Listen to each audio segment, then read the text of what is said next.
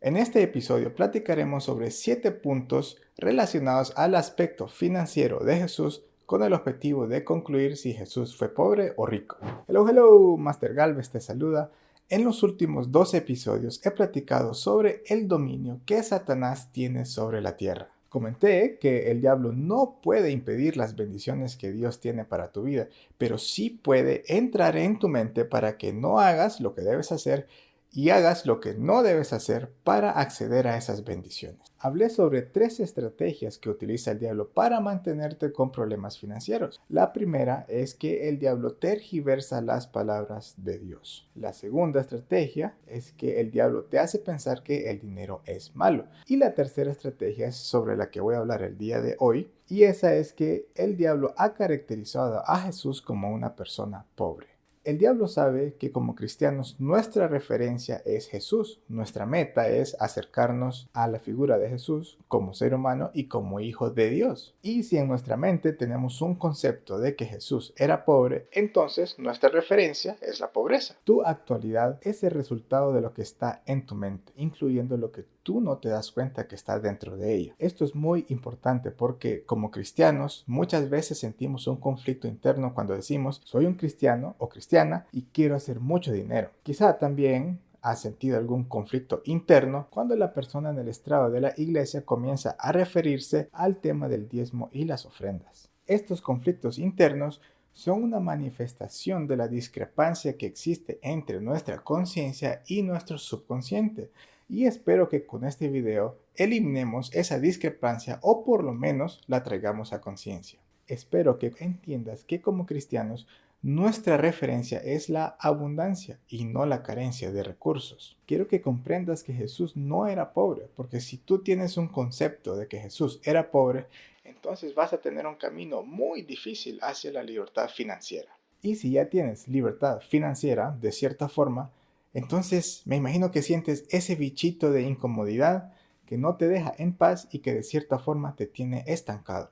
Veremos 7 puntos relacionados con el aspecto financiero de Jesús, procurando ir en orden cronológico. Así que pongámonos los lentes financieros porque vamos a analizar varios versículos desde el punto de vista económico. Comencemos por la familia en que Jesús fue puesto aquí en la tierra, María y José. Ambos son descendientes del rey David, es decir, son parte de una familia real. En los libros de Mateo y Lucas puedes rastrear la ascendencia de ambos, María y José, y llegarás a David. Hablemos un poquito de José. José era un carpintero, ¿cierto? No sé lo que viene a tu mente cuando mencionas la palabra carpintero, pero en mi caso se me viene a la mente puertas, sillas, mesas, ya que tengo un restaurante de comida asiática y fue un taller de carpintería quien nos hizo las mesas, sillas, puertas e incluso algunas decoraciones. Lo interesante en el contexto que estamos viendo hoy es que en los tiempos antiguos y del Nuevo Testamento, la infraestructura en general se basaba en la carpintería. Por ejemplo, no habían casas sin madera, la agricultura se basaba en herramientas de carpintería y, por ejemplo, los pescadores necesitaban sus barcos de madera para salir a pescar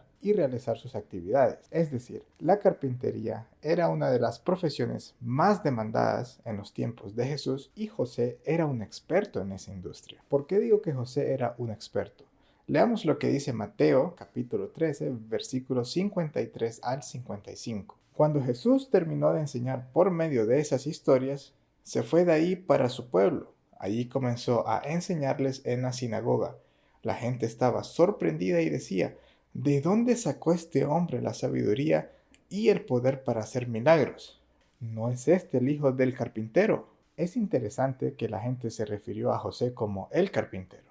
No es lo mismo ser un carpintero que ser el carpintero. Esto implica que el nivel de José era superior al nivel de los demás carpinteros locales. No es lo mismo ser un cantante que ser el cantante de moda. Por lo que yo concluyo que a José le iba muy bien financieramente con su negocio de carpintería. Le iba tan bien que José tenía que pagar impuestos y el lugar de José para pagar impuestos era su lugar ancestral, es decir, Belén. Motivo por el cual Jesús nació en Belén es que José tenía que ir a Belén para pagar impuestos. Y probablemente estés pensando, ok, pero Jesús nació en un pesebre, ¿cierto? Y es algo que todos conocemos que está en la Biblia. Pero la Biblia no dice que Jesús nació en un pesebre porque José y María no tenían con qué pagar. Más bien la historia bíblica implica que sí tenían con qué pagar. Ellos buscaron alojamiento, pero no había disponible. Veamos lo que dice Lucas capítulo 2 versículo 7. Así que dio a luz a su hijo primogénito, lo envolvió en pañales y lo acostó en un pesebre, porque no había lugar para ellos en la posada. En otras palabras, no había espacio en los hoteles. Luego, para cuando los sabios llegaron a visitar a Jesús, María, José y Jesús estaban en una casa.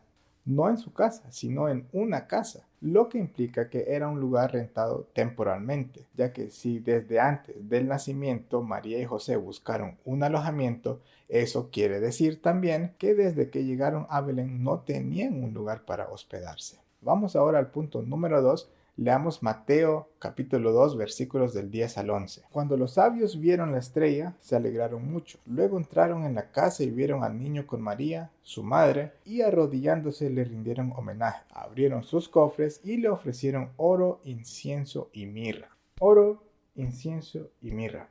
Estudios bíblicos indican que estos sabios formaban una delegación diplomática, es decir, eran o representaban a otros reyes de la época. Uno de los pasajes bíblicos que refuerza este estudio es Isaías 63, que dice lo siguiente: las naciones vendrán hacia tu luz, los reyes vendrán hacia el resplandor de tu amanecer. Las naciones vendrán hacia tu luz, es decir, en este caso, la luz de la estrella. Los reyes, es decir, los sabios, vendrán al resplandor de tu amanecer, es decir, los reyes vendrán al magnífico evento del inicio de la vida de Jesús. Estos sabios, como vimos en Mateo 2:11, ofrecieron a Jesús cofres, no un cofre, de oro, incienso y mirra.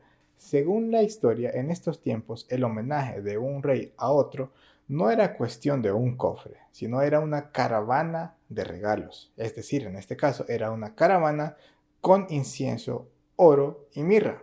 Hagamos un breve resumen de lo que hemos visto hasta el momento. 1. Jesús nació en una familia sin problemas económicos. Y 2. Siendo recién nacido, Jesús recibió no solo homenaje de otros reyes, sino que también riquezas materiales. Es decir, Jesús fue rico desde que era un bebé.